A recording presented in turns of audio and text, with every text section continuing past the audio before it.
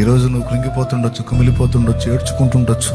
చిన్న బతుకు, విలువ లేని బతుకు, నాది ఒక బతికైనా సస్తే పోయిద్దని చావు గురించి యోచించుకోవచ్చు. నువ్వు ఏ విధంగా దిగజారిపోయావో, నీరుగారిపోయావో, కృంగిపోయావో భయపడకు బిడ్డ. నా దేవుడి రాత్రి నీతో మాట్లాడుతున్నాడు. నా ఒట్టి మాటలు కాదు ఇవి, నేను నా తలంపులో పలికిన మాటలు కాదు, నా దేవుడు ఇచ్చినటువంటి ఆలోచనలలోంచి నేను పంచుకుంటున్నాను నీతో. నా దేవుడు ఇచ్చిన తలంపుల్లోంచి పంచుకుంటున్నాను.